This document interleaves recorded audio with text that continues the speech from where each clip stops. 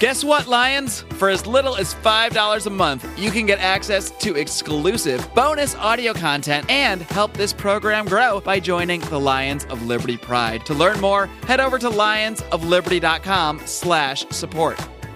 It's not to say I don't sort of believe taxation is theft.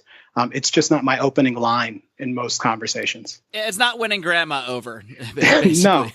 No, you'll confuse grandma. You will confuse her. Trust me, I've tried. My grandmother, she just sort of stares at me. Welcome to the Lions of Liberty podcast.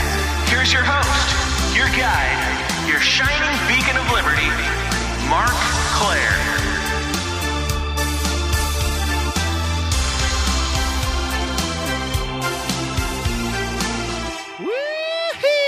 Welcome on back, my Liberty kitties.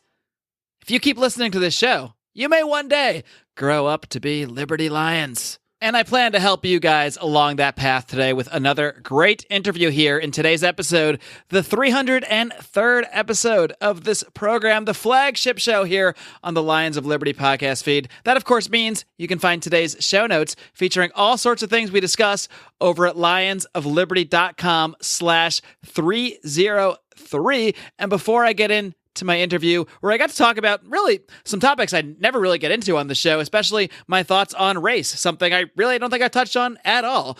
So you're going to hear that in just a minute, but first, I need to remind you about our amazing sponsors at martinarmory.com. This is a business started by Chris Martin, an entrepreneur, a liberty lover who really wanted to invest in something that he was passionate about, and he is absolutely passionate about gun ownership. That's why he started martinarmory.com to try to bring you guys the best guns on the market at the cheapest price possible. And it's even cheaper right now because Lions of Liberty listeners can get free shipping on any order by using the discount code LIONS. That's martinarmory.com. Use that discount code LIONS for free shipping. My guest today is an entrepreneur and political commentator. He was formerly the co-host of The Independents on Fox Business, and he's currently a co-host of the Libertarian podcast, The Fifth Column, as well as a co-founder and producer at Free Think Media. I'm pleased to welcome Kmele Foster. Kmele, are you ready to roar? This is an enthusiastic but somewhat skeptical. Absolutely. Well, I'm feeling it. I'm feeling the enthusiasm. Good. Now, Kmele, I always start off with my newer guests that I haven't talked to before. I really want to dig into your libertarian origins a bit. So why don't you tell us a little bit about your background and when you first got into politics and how you eventually became a libertarian?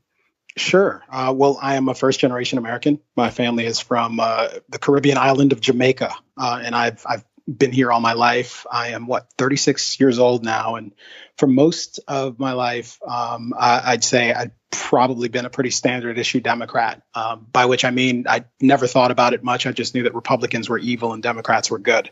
And somewhere along the way, I had an encounter with a gentleman by the name of Milton Friedman, who I'm sure you've heard of. He's come up now and again. Yeah, and he wrote a book that should be famous to a lot of, or well known to a lot of your listeners, anyways, called Capitalism and Freedom. And I'd had an interest in government before I encountered this book. I mean, I was in probably my second year of undergrad, perhaps my third, and I have sort of a long, weird undergrad history. But I started reading this book, and I wish I could remember the name of the guy who sort of set me on this course. Is just a kid in class who said, you're far too bright to be a Democrat. Is the one thing I remember about him, that and him somehow leading me to this book. But, in the introduction to that book, I believe, not even in the first chapter, Milton gave me two things that were of enormous value. The first was it's that passage where he contrasts sort of the ideals of a free society with the well-known ask not what your country can do for you, ask what you can do for your country. And Milton, of course, suggests that neither aspect of that sentiment is consistent with the ideals of a free society. And I just remember sort of realizing that was something that I'd never really contemplated before. I thought for a very long time about getting into government. and doing things for other people through government and using government to try to improve people's lives, and the sort of dynamic, the notion that a free society sort of requires something different from you is something I hadn't encountered before. And the second thing that I got from Milton, and this is perhaps even more fundamental to a lot of the other things that are important to me, is this notion that freedom is a rare and delicate plant. And that most people throughout most of history have essentially not been able to take advantage of that they've been subjugated in various ways. And that, is a pretty profound truth that I had not wrestled with before either. And you take those two things together, and quite frankly, I mean, those are the sort of essential principles of my libertarian journey. And they, I hope, sort of undergird like everything that I work on these days. That's really interesting that when you speak about Milton Friedman and his influence on you, that the things that you point to, I mean, a lot of guests, when they talk about Milton Friedman, they reference the economic stuff and how he really, made the ideas of free markets a lot more clear to them from the economic perspective. But it really seems like what you got from him was really the ideals and the ideals of freedom and how those contrast with maybe the ideals of patriotism or just loving your government and that kind of thing. Do you think that was a unique take for you to get from Milton Friedman? Not that it's not there, but it's not what you commonly hear people cite when it comes to Friedman. Yeah, I certainly understand that. And I know a lot of sort of libertarians come to the ideas through the principles of economics. But for me, it was certainly the other way around. It was the philosophical awakening that led me to a broader and broader appreciation of what markets can actually do. I think I've sort of came to all of this with a pretty limited sense of what I would trust the market to do and what I believed government absolutely had to do. And discovering these principles first, and then sort of working backwards from there to, well, interesting. I mean, but who will build the roads?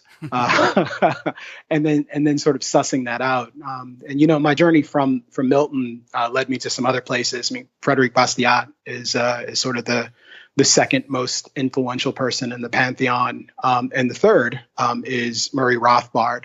And interestingly, I'm probably not a Rothbardian, but I would describe myself as an anarcho-capitalist. But I'm also a pragmatist. I mean, for the most part, today, I'm a guy who wants to have conversations with people who disagree with me more than I want to have conversations with people who agree with me. Not because I don't like them, but because I want to win. And in winning, sort of defined broadly, I mean, you've really got to be engaging other people in a way that is sort of persuasive and to them practical. And oftentimes that means engaging in ways that won't necessarily shock them. That's not to say I don't sort of believe taxation is theft. It's just not my opening line in most conversations. It's not winning grandma over. No, it's just you'll confuse grandma. You will confuse her. Trust me, I've tried. My grandmother, she just sort of stares at me. You tried tagging her on Twitter with taxation is theft, and it just didn't go over well, huh? Yeah. I mean, stuff like that are great rallying cries, maybe for libertarians, fun to make memes out of, great stuff like that. But when we want to go out into the real world and talk to, actual human beings, or talk to someone like yourself 10 years ago. Now, if your classmate, whatever, maybe he's even listening right now, maybe we'll finally uncover his identity. But, if your classmate had turned to you and instead of saying, hey, you're really smart, you're way too smart to be a Democrat, go read this book, he approached you with a compliment. He approached you with, hey, you're better than this. Here's something to go read. He didn't just turn to you and say, taxation is theft, bro. I mean, I don't think that would have been nearly as effective. It probably would have gotten you sort of a quizzical look and maybe not much more. Sure. I mean, I think stuff like that can often go over people's heads, and you are absolutely correct. It makes for a great meme. And look, I think we're humans, and there are some things that are, my friend Thad Russell will smack me for this. There are some things that are common to us, let me say, instead of innate. And straight doping and feeling quite good about the fact that we know things that other people don't is something that we can take a lot of comfort in sometimes. I don't rest there. for me, advancing these ideals is essential. It's essential to the sort of preservation of a free society, and I hope to the expansion of the freedoms that we enjoy. There is no guarantee that the society our sort of children will inherit. And I say that as a guy who doesn't currently have any children, but just in general. But there's no guarantee about what that world will look like. We have to create it, and I think it's important to engage with our fellow humans and to do what we can to try to persuade them that the ideas that we care about are good and virtuous and moral, and to try our best to have persuasive, sort of mutually respectful conversations. And sometimes that means swallowing a bit of crow. Sometimes that means not necessarily smacking back as hard as they might swat at me. Oftentimes I walk into a conversation where someone believes I'm all sorts of horrible, selfish, disgusting things. And I set most of that aside to try to establish that the place where my ideals and values come from is not dissimilar from your own. I think that we both ought to agree that helping poor people is a good thing, and creating a society that is as prosperous as possible so everyone can benefit is a good thing. And if we can at least agree on that, then, my chances of persuading you are much higher. Yeah, and finding that common ground is so very important when you're trying to persuade people to at least see things from your point of view, if not to just fully adopt your philosophy overnight, which no one's really going to do. Yeah, if you approach someone who completely disagrees with, say, your take on healthcare, a great way to start is just asking what they want. Why do they support maybe Obamacare or what have you? And they'll probably say, well, they don't want to see people sick and dying, and they don't want to see people go bankrupt because of medical bills. And then you can just say, I completely agree. And then Sure. you've at least put down the combat. You've at least put the swords away for a minute so you can actually engage in a discussion from there. Yeah, no, for sure. And I mean, that reminds me of something else I've taken from Milton Friedman. And I think it also has, roots in the evangelical faith in which I was brought up.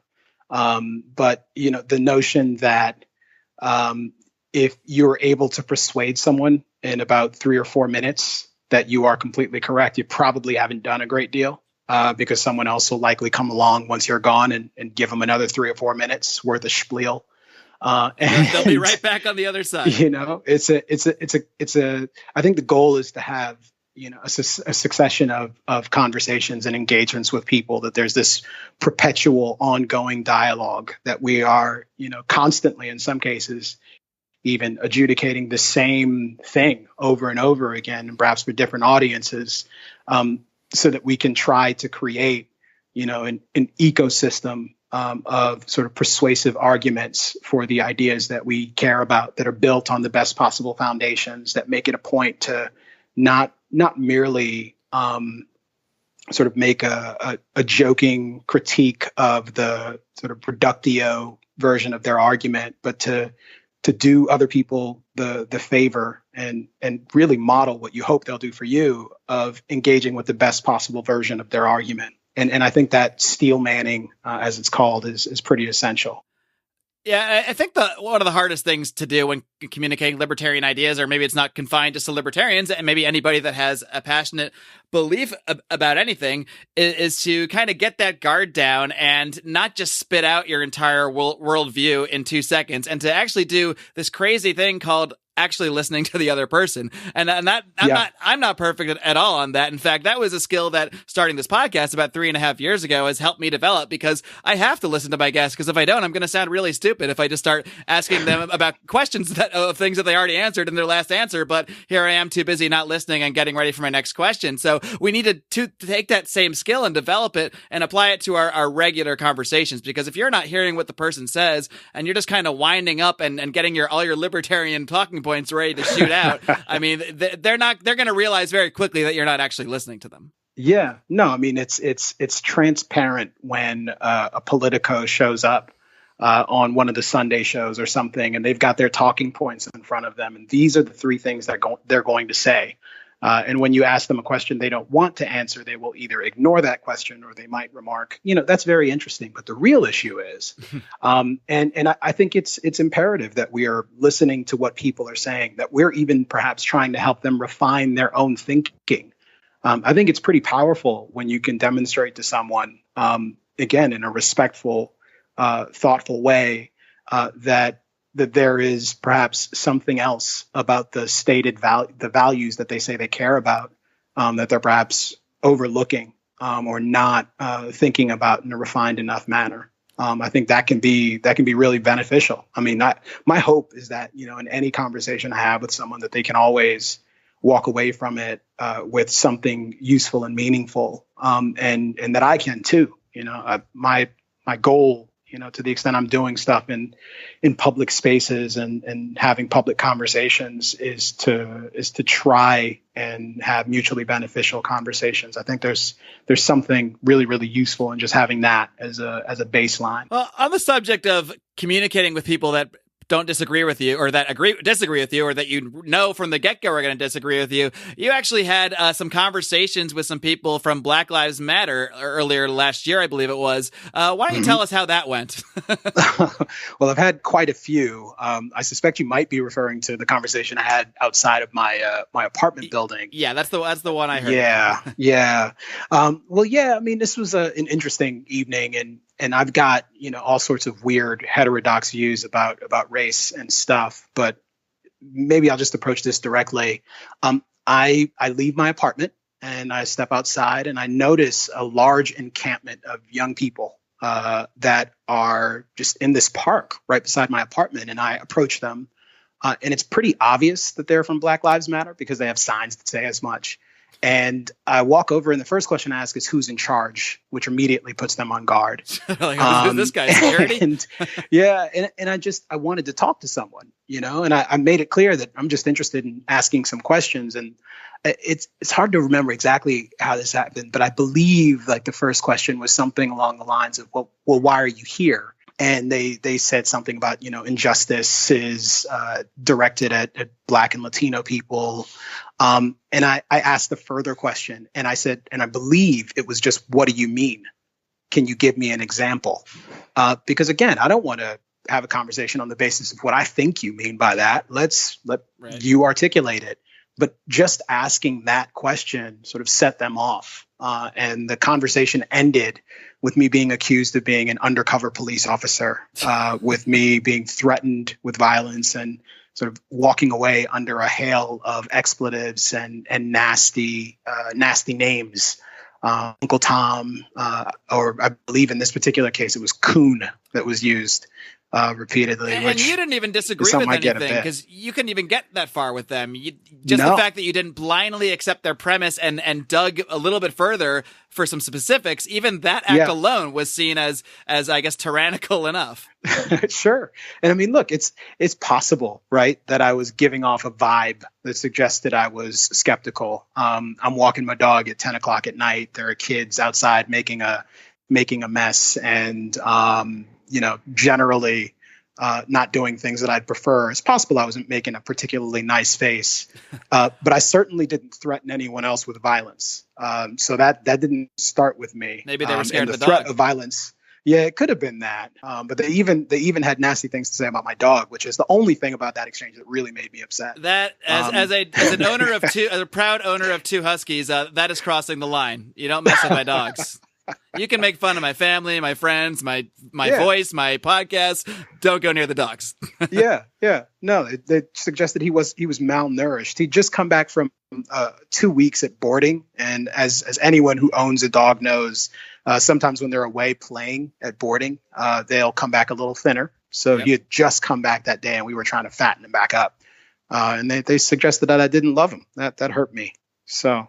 But yeah, that conversation didn't go anyplace. But fortunately, I've had some other interactions that were that way. But I've had many other interactions that have gone in a slightly different direction. And I can't say that I have sort of converted many Black Lives Matter members, and I can sort of unpack why I might be interested in converting them or what I might be interested in persuading them about exactly. But I can definitely say that I've had some productive conversations there, and I think conversations that are probably a lot more productive than most of the public conversations about race and social justice in general and criminal justice reform in particular, than the sort of analog to those conversations that are happening in the mainstream media and in the public more broadly. Well, this does tie back into what you mentioned a little bit earlier. I think you called it your weird views on race. So, heterodox. Heterodox. And I don't want to put any words in your mouth, but just from listening to some of what you said about this, like I mentioned before the show, I heard, I think, a 2.5-hour interview with that you did with Thaddeus Russell recently, a past guest on this program as well. And God bless you. But basically, you're like, fine. Thank God someone actually listened to the whole thing. It was worth it. There's at least one of us out there. No, it was really great. And in many ways, it reflects a lot of what I've thought over the years about race. I mean, I don't know if you use this actual word, but it kind of sounds like you're sort of racially agnostic or racially skeptic, maybe, in the sense that you really are against the idea of identifying yourself with a race specifically. And I've always thought, well, to me, the only thing I can learn about someone from their race and even the idea of what race they are is very sketchy. But all I can learn from the color of their skin is just that, the color of their skin. I can literally not learn anything else about somebody from that information alone. The way someone dresses, the way they talk, those are things I might be able to learn something from, maybe something small. But the skin color alone, it really tells you absolutely nothing about a person. Yeah. No, I mean, you nailed most of that. Racially agnostic is exactly the phrase that I have been using. And I don't know if I've ever heard anyone else use that. I don't know that I created it either, but it's my preference. And it might be more appropriate to suggest that I'm sort of a skeptic on the very concept of race. Race is, as has been described, oftentimes a social construct. And I know that there's a bit of a lively debate these days about the extent to which it's sort of biological or genetic, but in an important way, race is a social construct across time and space. The very notion of race, of let's just take blackness, for example, means dramatically different things to different people. There is no specific genetic or biological sort of component to that. And quite frankly, I mean, when we talk about race, we're generally using it in this way that is, highly compatible with sort of a sensibility that was established not too long after this country was founded and sort of broadened around the world. But we're not really talking about things in a really informed way, in a really thoughtful way. I mean, the fact of the matter is that from a biological and genetic standpoint, oftentimes we are much more similar to people who may perhaps look different from us, sort of phenotypically, than we are to people who look a bit more similar to us, i.e. have sort of similarly dark skin or similarly curly hair. And I think it's important to be aware of that reality for a number of reasons, but perhaps the most fundamental reason is because, at least today in our contemporary society, there are so many important issues that we talk about in the context of race, where we obscure all sorts of really important details because we get caught up in this very scintillating, highly charged, and often divisive concept of race. We end up talking exclusively about sort of the motivation of police officers who are involved in police shootings, rather than talking about practical steps that we can take towards the reforms that might be necessary to minimize the total numbers of police shootings. And we see the same sort of thing play out with respect to, say, mass incarceration, when people are having conversations about the extent to which Black people are sort of over locked up as a percentage of the population with respect to their sort of demographics. We're not having a conversation necessarily about how to confront mass incarceration. We're having a narrow conversation about, let's say, first causes, perhaps, about sort of the consequences or vestiges of slavery. And that's not to say that those aren't important conversations to have, but they are materially different oftentimes than the things that actually lead to changing those bad systems or trends in a really meaningful and durable way. and even building coalitions around the things that might actually allow us to get things changed. I think you're spot on there, Kmele, and we just need to take a quick little break to tell my listeners about a coalition we have formed with our sponsors at Martin Armory. I firmly believe one of the most important things you can do to protect yourself and your loved ones is to own a firearm. But for a lot of people, buying a gun can be an overwhelming process. There are just so many options, and not everyone feels comfortable walking into a gun store. Well, our friends at martinarmory.com are doing their part to change that. Martin Armory was founded with a simple goal: to make buying a gun simple and affordable. Instead of carrying thousands of different guns, martinarmory.com only carries 25. This allows them to focus on providing the most popular guns on the market at insanely cheap prices. And now, for a limited time, their prices are even more insane, as martinarmory.com is offering Lions of Liberty listeners free shipping. Simply go to martinarmory.com, pick an awesome gun, and enter the promo code LIONS. Again, that's martinarmory.com. The promo code is LIONS. In your regular life, you're you're a huge advocate of reforming the criminal justice system and undertaking massive changes to that. And in that aspect, you should be a massive ally to the kinds of people that are in Black Lives Matter. They should see you as that, and, if they actually listen to you, which it sounds like a lot of them wouldn't even take the time to do. But when you're narrowly focusing on just the skin, I don't even want to say race, because like you said, it is largely a social construct. I mean, when I back about 15 years ago, I spent a semester in Manchester, England for college, a society you would think is relatively similar to the United States.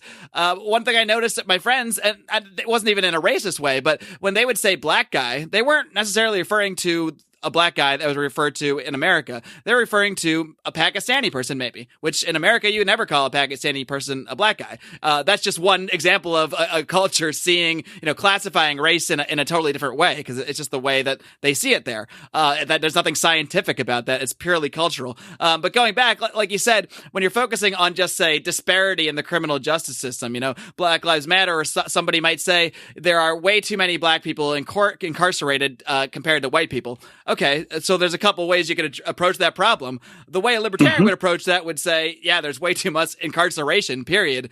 So let's reduce the number of laws and all that. But if you just take what they say on the surface of that argument, you could also say, well, we just need to jail more white people. We need greater equality. And that really is not, these are totally different, like you said, totally different perspectives on it.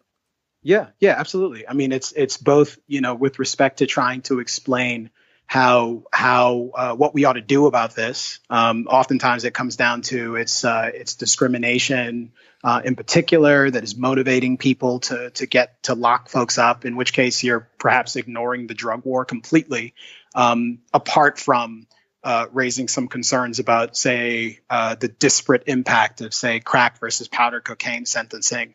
But the truth of the matter is that the problem is much more fundamental than that. It's the war on drugs, for example, that helps to drive both crime and incarceration rates in this country. And if you're not talking about reforming that, if your principal interest is trying to determine whether or not the cops are racist, or even just generally how racist are the cops, I mean, what are you going to do about that, even if they are racist? I mean, the best case scenario here is that you can sort of cry about it, but you can't wave a wand. You can't change a law and actually make them unracist. I mean, there's something very sort of fatalistic and nihilistic about a lot of the sort of sensibilities around the specific way that some folks in like the Black Lives Matter movement approach these issues. And it's true. I mean, we ought to have broad agreement. And oftentimes I find that rather than us having conversations about the various things that we agree on with respect to criminal justice reform, like a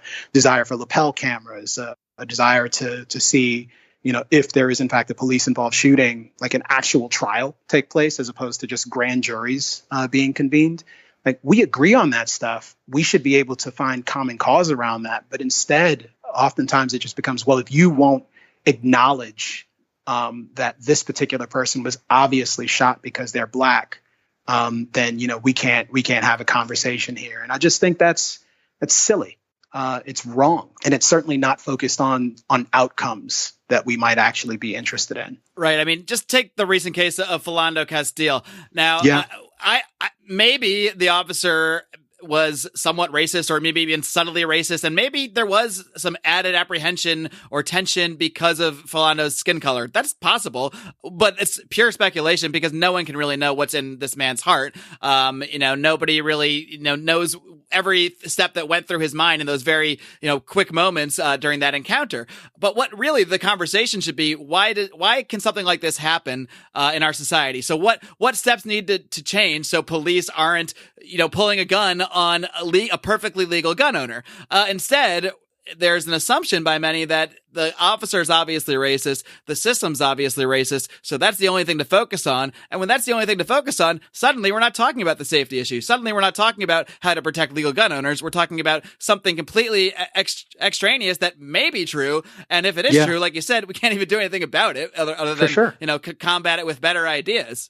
Yeah. And I mean, there's so many like reasonable, practical things that one might discuss if they're not distracted by the race of the officer and the race of the person who was shot. Is it the best idea for you to announce that you have a firearm that you're carrying on you legally when you're stopped by a police officer? In this particular case, there's a very good argument to be made that if Philando had never mentioned it, he would be alive right now. So that's one possibility. Another possibility is pretextual shops. Should the police be making those at all? And a third is, why on earth are armed agents of the state pulling people over for moving violations that they could actually just use some sort of automated system for? That's the big one. That's the big one.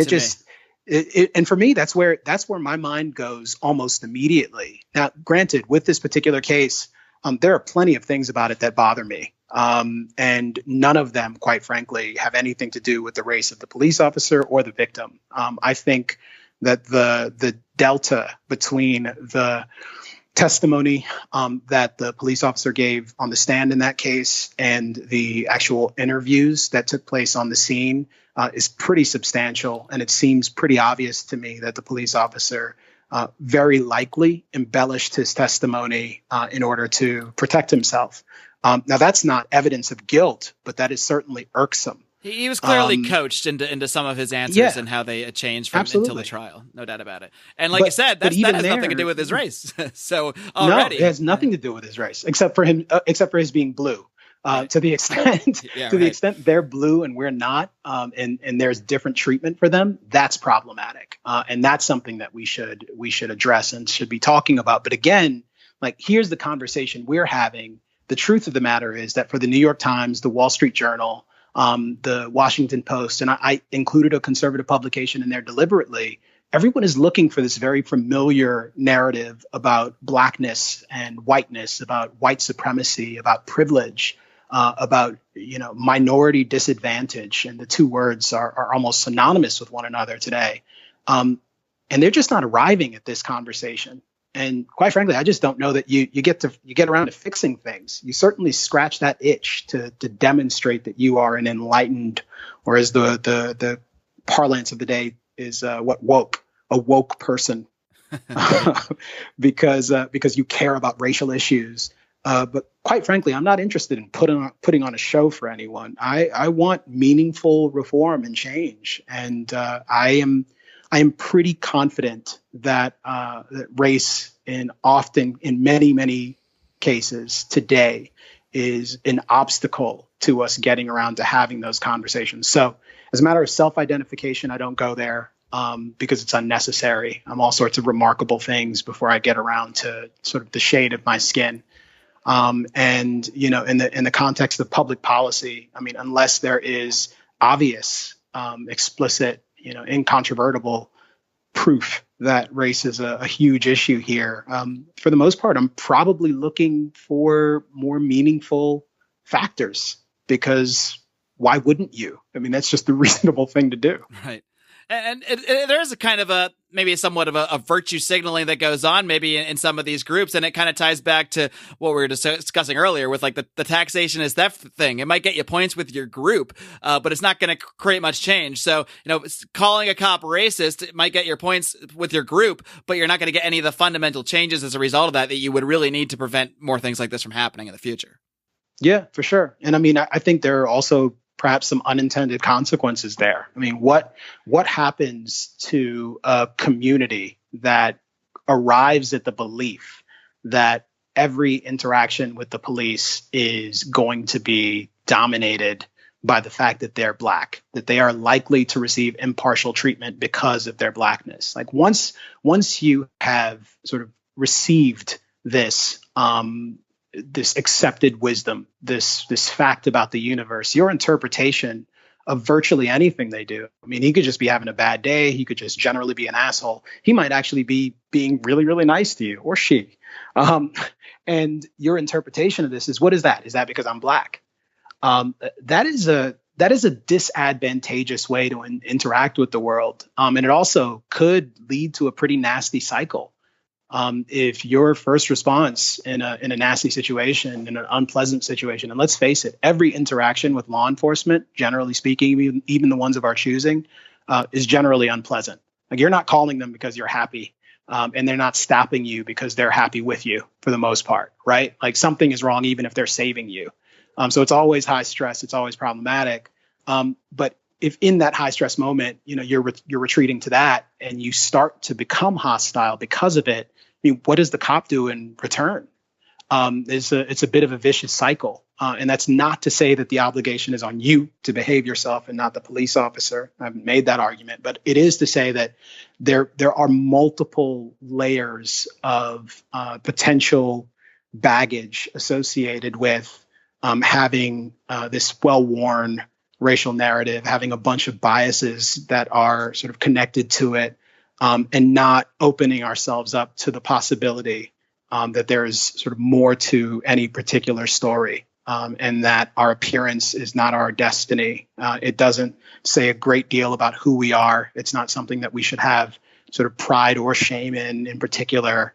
It's like our height, and some of us are fortunate enough to be as tall as LeBron, and some of us are 5'9", and that's about average, and that's fine too. I can't dunk a basketball, but I get it done. Yeah, it's certainly an important conversation, the subject of race. And it's not something I thought too much about until very recently, maybe the last year or two. But there's just been so much that has come up, and, this Evergreen University thing. There's really been a backlash. There's been a couple of things. There's been sort of a movement sort of against white people, especially on college campuses. But then that creates a backlash and actually provides power to, say, the Richard Spencers of the world, who I don't even think have that much of a platform as it is, but they probably have more of one because of this focus on race. So they're actually creating, that which they hate already. They're creating this feeling of white supremacy from other people that might feel threatened by their focus on race. Yeah. No, I think there's a lot of truth to that. I also think it's important to recognize that Richard Spencer's best arguments, quite frankly, sound a hell of a lot like the sort of standard commentary that you will get when folks talk about sort of diversity in this country, and less diversity, but sort of the specific ways that members of a community are permitted to, because of the double standard that we have here, make professions of pride in their race. It is common in the Black community for people to say things like, "Oh, you should buy from Black-owned businesses." For me, I always try to restate those things in the other direction. I'm proud of my whiteness. I love my whiteness and yours. I will only shop at white-owned businesses. I mean, even to me, saying it that way sounds more racist to me. I've just been conditioned this way. Yeah. We've certainly, and there's a history there, so that's part of the reason it sounds that way. But we shouldn't overlook what is actually happening. Like, underneath all of this, race isn't special, and racism isn't special. It's tribalism. And whatever our history with racism in this country, we should recognize that tribalism is a force that has been used to sort of divide humans from one another in arbitrary and destructive ways throughout history. Nationalism is a form of tribalism.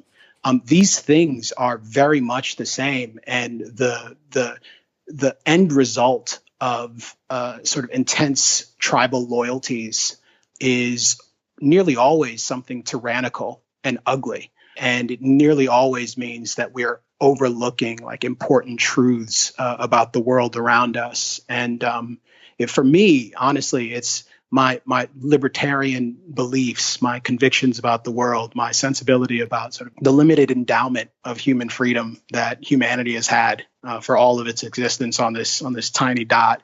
That precedes my thinking about race. I, in the same fashion, sort of backed into this. I mean, I grew up, like most people, and believed many of the sort of standard things that a lot of other Black people might believe about race, and may have even had race pride at some point in the past. But I recognize now, and I think, quite frankly, it's the single most important thing that we're doing on this planet together.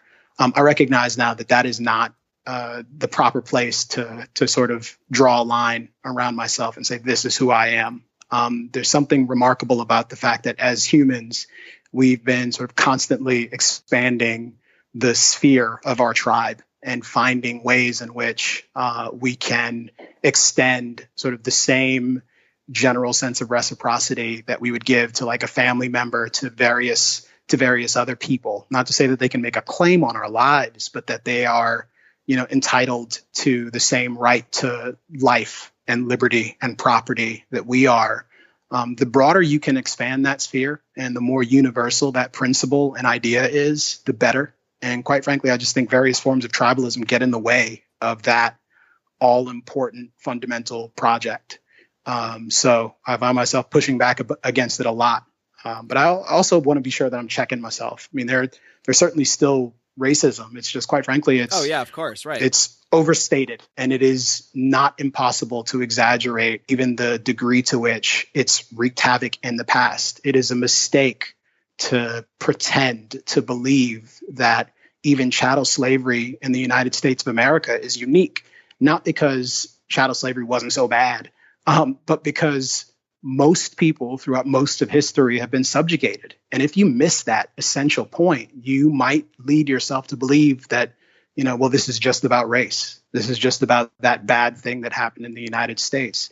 No, slavery was ubiquitous. It's existed longer than writing has. And at the time it was thriving here in the United States, it was also thriving on the continent of Europe, across Russia. With serfdom. Serfdom was, in effect, a form of slavery, even if the repercussions of it were different. It was more massive there. It existed for a similar period and was actually abolished around the same time. So these are just important sort of fundamental lessons for all humans to get. And I think advocates of liberty would do well to familiarize themselves with this fact as well, so we can just really appreciate how rare and delicate this plant is that we have the good fortune to take advantage of. Yeah, that's some really good points, and I'm pretty sure that if you went back to some of the slave owners in say the 1800s in the United States and said, "Here's the deal: you're allowed to still have slavery, but we're going to take all your black slaves and we're going to replace them with white people." Would any of these slave owners objected? I mean, it was really about the labor and the slavery, and maybe some of them were racist along the way, but it didn't. The fundamental issue is about the issue of slavery, not about the issue of race. So we can't just end black slavery. You have to end slavery. And then that's where we need to keep the focus on. No, for sure. I mean, the subjugation was in the United States. The subjugation was taking place even before that. Before there were African slaves, there were, in fact, European slaves. There was a system of indentured servitude that existed and that was pretty grueling. Even while slavery existed in this country, the Irish had pretty low standing in society and were used to do very dangerous work that even slaves weren't permitted to do because they had some value to their masters. I mean, it's just, and this is, again, these aren't qualifications to say, well, slavery's not so bad. Again, the fundamental insight here is, no, it was terrible. But the truth is that things have been terrible for lots of people across time on this planet. And it is only in recent years that we have sort of developed the shared sense of humanity, our broader sense of humanity and our rights, and quite frankly, sort of embraced like the fundamental building blocks of classical liberalism or libertarianism. That it's only as we've done that we've been able to make the world a better and more prosperous and freer place. And I just think it's so important not to lose sight of that, not to lose sight of how sort of universal that sort of vestige is, that all of our past is bound up in that same struggle for greater freedom, for greater equality under the law. I mean, these are new ideas, and it's important to defend them, because if you don't, they might fall by the wayside. Yeah, Kmele, we could probably dig into this racial rat hole for a couple more hours if we wanted to, but I know we've gone a little bit over our time. But you already did that once with Thaddeus Russell, so I will go ahead and link to your full interview if people are interested in this conversation with Thaddeus Russell. I'll link to that at the show notes for today's show, which listeners can find at lionsofliberty.com/303. Before I let you go, though, Kmele, I just want to make sure people know what you're doing out there. I know you are the co-host over at the Fifth Column, a great podcast people need to be checking out, so feel free to let people know where they can find that. And also, why don't you tell us a little bit about the work that you're doing at Freethink Media? Yeah, well, the Fifth Column, as you mentioned, is a podcast I co-host. It is not, in fact, a libertarian podcast. I call it that because it feels like one. Yeah. So, well, we over-index for libertarians, I think, is the way I've explained it. Both with respect to the hosts and with respect to the audience at the moment. And I hope that it's broader than that. But what we try to do is media criticism. I mean, I think we try to model like good, respectful debate. We have differences of opinion between us. There are some things that we agree on pretty vociferously, and you're probably not going to hear a robust argument between the three hosts, myself, Matt Welch of Reason Magazine, who should be familiar to your audience, and Michael Moynihan at Vice News. So yeah, we have great exchanges there, and they can find us at wethefifth.com, at wethefifth on Twitter, and that's fifth. FIFTH. And we're also on Sirius XM on the POTUS channel. We are syndicated a couple of times a weekend. And Freethink is a creative agency and media brand. And I sometimes describe it as Vice meets TED. We tell stories about the way that the world is changing, and produce original video content that sort of shares those stories. And again, Freethink is not a libertarian outfit either, but it's certainly consistent with my values. And I mean, we try to tell the most important stories of the moment from an affirmative and optimistic standpoint. There are remarkable people who are trying to solve the world's biggest problems. And while we have really big problems, we've never been better positioned or more empowered to tackle those problems. And I think so much of the media landscape, it's typical to have conversations about the problems, to focus on how bad they are. And I think it's a little less typical for us to put a real emphasis and a spotlight on the people who are trying to solve those things. And I mean, for me, what's really great about it is, in shining that spotlight and telling people that there are options, my hope is to inspire more people to try to tackle big problems too. And again, it's one of those things where none of it is promised. You've got to create the conditions. And I don't want you to sit around and wait for a bureaucrat. I think that oftentimes you can help find a solution to this massive problem that we're dealing with. So it's, I hope, a rallying cry for people to get engaged. I hope it's a mechanism for people to learn more about the world that they're living in and to have more informed conversations about important stuff. So we tell stories at Freethink to try to create that, and I hope we're doing a good job of it. Awesome. Yeah. And that's at freethinkmedia.com. And like I said, it's easier than ever with today's technology to communicate, to create videos, to distribute them, to reach other people, to have a podcast or talk about race for 2.5 hours and send it out to the world. There's no limit to what we can do now. So it would be foolish for us not to use it to our advantage. And I'm certainly glad that you are one of the people out there who's really doing that. So I want to commend you on all the work you're doing. It's been a pleasure talking to you, and keep up the great work. Yeah, I appreciate you reaching out, man. Thanks for including me. It's been a blast, Kmele. Take care. Take it easy. All right, guys, I hope you enjoyed my conversation with Kmele Foster, a guy who I've wanted to have on the show for a long time. He's been really in the public eye on The Independents with the Fifth Column podcast, but it was really listening to his interview with Thaddeus Russell, where they spent, like I said, 2.5 hours talking about race, that really inspired me to send him that email and get him on here, because it really was a fascinating conversation. And like I said, this is not really the kind of thing I've talked about on the show much, so I was happy to have Kmele on here to talk about that and many other things. So please do go ahead and check out his work, the Fifth Column Podcast, as well as Free Think Media. Of course, I'll link to all this stuff in today's show notes at lionsofliberty.com/303. Now, somebody else out there who's doing some amazing work is a guy who's been on the show before, a guy by the name of Gret Glyer. He founded the DonorSee app, a truly revolutionary app that lets people directly contribute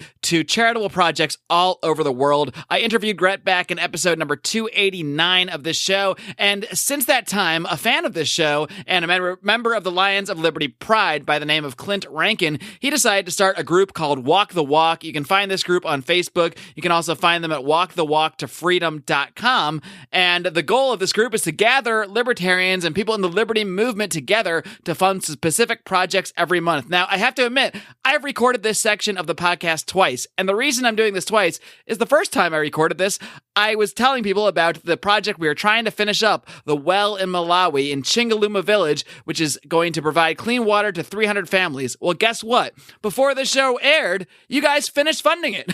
Not just you guys, Lions fans, there are people from all sorts of walks of life. People that aren't even libertarians, I'm sure, are contributing, but Lions of Liberty listeners were certainly a big part of it. I saw many of your names, many familiar names on the list of donors over at DonorSee. So congratulations, we did it. 300 families are now going to have clean water for at least 20 years. Clean water in their village that they can easily access. It's going to truly change their lives. So great job, Lions. But the work never really ends. And the fact that we just finished funding this project, all that means is that it's time to move on to a new project. And the project that we'll be focusing our attention on now is called Help Give Our Kids a Home. This is the fifth phase of a 5-phase project, and the goal here is to find homes, create a home for street kids in Nyendo, Uganda.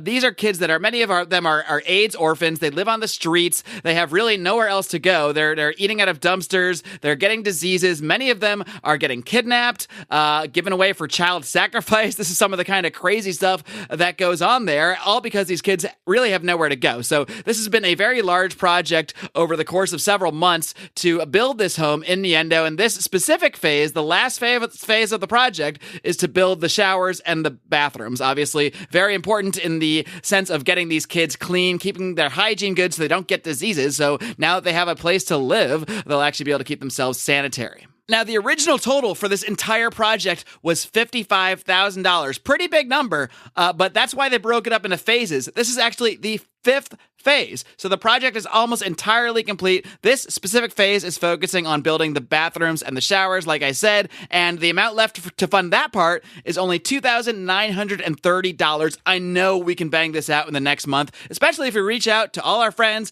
our family. This is not just for libertarians. This is the kind of stuff that anybody can just toss a couple bucks to and see in real time the results of their charity. You'll get video updates, and you'll actually see these kids. You'll see the kids that your money is helping. It really is an amazing thing. So to find this project, head over to DonorSee.com, DonorSee.com/project/78, or go to the App Store on your phone, type in DonorSee, DonorSee, download that DonorSee app. Very simple to set up, and you can go ahead and follow me, Mark Claire, you can follow Gret Glyer, you can follow Clint Rankin. You follow any of those people, and you will see this project on our pages because we have all donated to it. So very easy to find. Of course, I'll also post it over in today's show notes at lionsofliberty.com/303. Let's not just talk the talk, guys. Let's walk the walk. Now, there's another guy out there in Liberty Land that he talks the talk and he walks the walk when it comes to podcasting, and that is my friend Remzo W. Martinez. He just launched the 3rd season of his podcast, The Remzo Republic,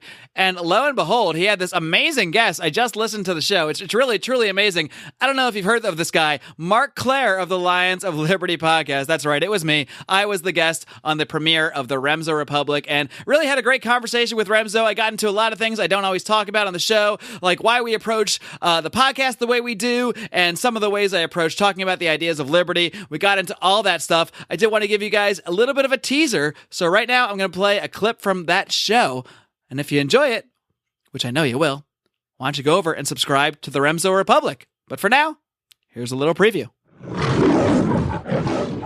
When I started Lions of Liberty, I started it because I wanted to hear interviews with people in the liberty movement, and I couldn't find them. I literally couldn't find them. I mean, now Tom Woods is out there, so that might sound ridiculous. I started my show actually, I think just a couple weeks before Tom did. Obviously, he's taken off, and he's Tom Woods, and he grew that thing a lot faster than I've been able to. But when I was starting my podcast, there was no place to find that. I looked. I could not find the show that I wanted to hear. So I had to create it. I had no other option. I guess I got to complain about it or create what I wanted to hear. So that's what I went out and did. And I think that's the kind of thing that we have the ability to do in our current age, and why it's such a great time to not just be a libertarian, but be anybody who wants to promote something, whether it's charity or your business. It doesn't matter. We live in a wonderful time to be able to communicate and deliver our message to people, whatever that message is. Exactly. And you know who the Fabians are, right? The Fabian socialists? Yeah. I've heard of them. Yeah, I mean, what was their biggest thing? Their biggest thing was, let's infiltrate everything and just totally hijack the existing institutions and use the power of the state to eventually get people to willingly want our policies. And I don't know if you saw, Mark. That kind of worked. It did. I mean, we see it in the Republican and the Democratic Party. For the most part, the Fabians, they beat out the Marxists. The Soviet Union fell, yet Bernie Sanders is somehow a viable option for how to govern society. And, I don't know if you saw, Mark, but, a while back, we launched a health and lifestyle section. Now we have, for our Patreon members, we're doing a Patreon exclusive series called Haunted Republic. And we do comic book reviews. And we have a guy who's going to start blogging and doing liquor reviews that have nothing to do with with anything political. And I have people talking to me. They're like, well, what are you trying to do? And it's like, what are you trying to do with this blog about, how to lose weight with this smoothie, Remso, or how that essential oil will help you calm down, Remso? What's your libertarian angle? And here's the thing. My angle is I want you to read the article, and if you're reading something about a good, healthy smoothie, I want you to use that recipe. And then they're like, well, what does that have to do with growing the message? It's, maybe if you read that article on the smoothie recipe, or you're really into ghosts and you watch an episode of Haunted Republic on Patreon or something like that, maybe you'll go back and listen to the episode where Mark and I were talking about how to make freedom fun again. Maybe you'll listen to the episode of Jordan Stein from Gun Owners of America, and you'll rethink your gun stance. Maybe you'll become a libertarian because first you wanted the smoothie recipe.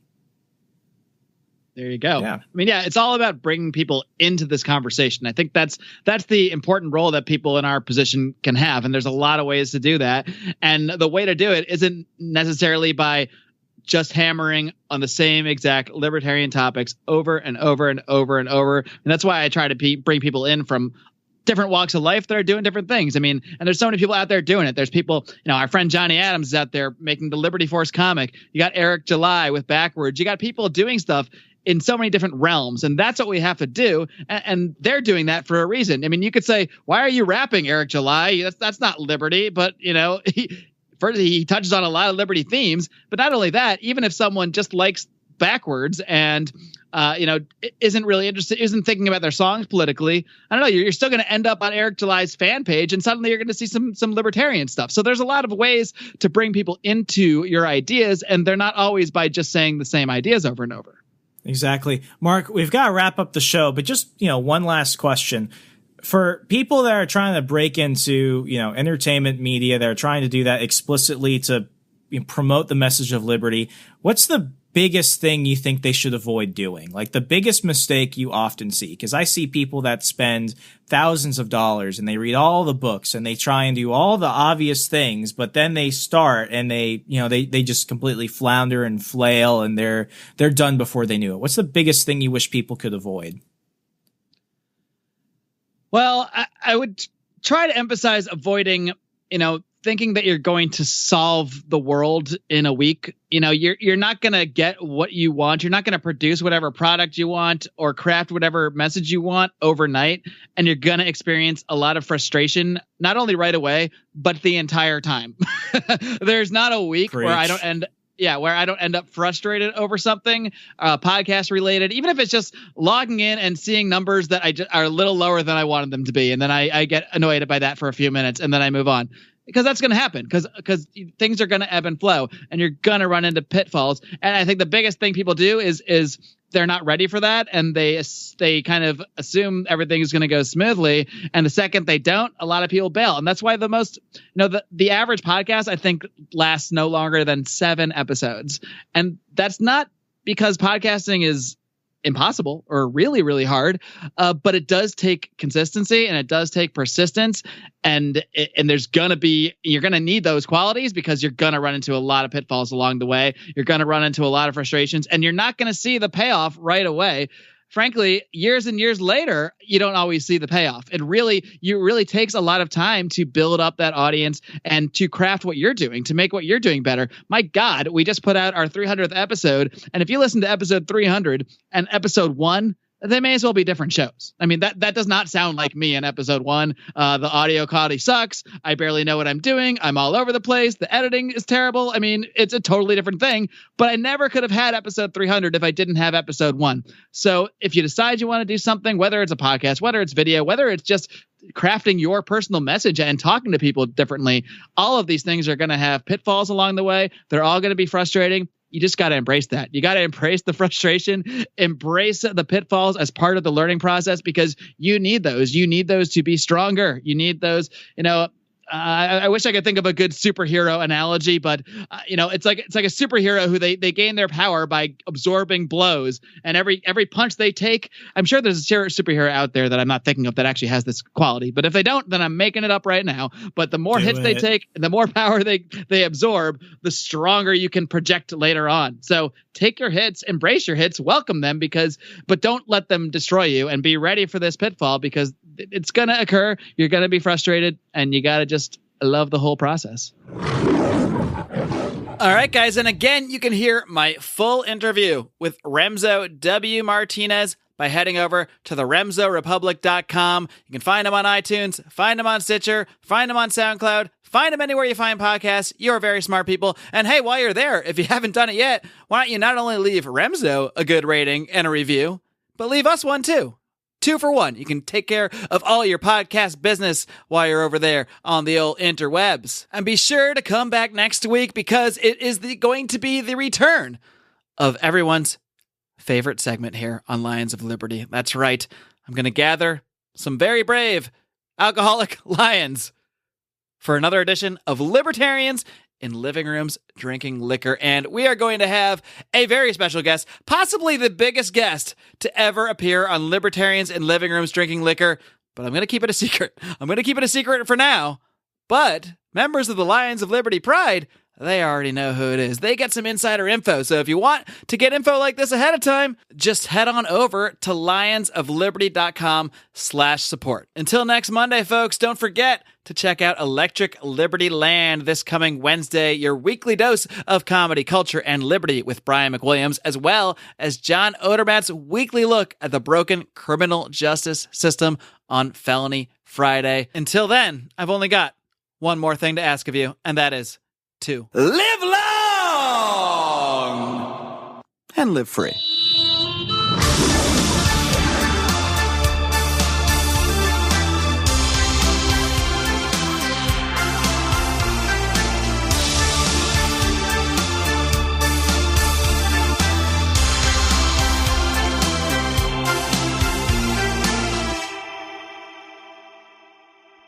Hey guys, this is Roger Paxton, and if you're fed up with the government running every single aspect of your life, but you're not listening to the Lava Flow podcast yet, then what's wrong with you? Check us out at thelavaflow.com, or just go back to sucking up to the government. The Lava Flow podcast, striking the root every single episode. This is Chris Spangle, and I am the host of We Are Libertarians, which you can find in iTunes, Google Play, or at wearelibertarians.com. We are a podcast that brings you all of the irreverence that modern politics deserves by examining current events from a libertarian perspective. So please, check us out at wearelibertarians.com. Hey everyone, the Johnny Rocket Launchpad is Liberty. Each week we strive to bring you the best guests in talk radio. The Johnny Rocket Launchpad delivers weekly interviews of noteworthy politicians, experts, and activists. The Johnny Rocket Launchpad is bringing the party to the Libertarian Party and launching ideas in your direction. Check us out at johnnyrocketlaunchpad.com, and you can hear me, Kurt Nelson, and the beautiful Heather Nixon talk about the ideas of liberty, rock and roll. It's just one name. Why you shouldn't be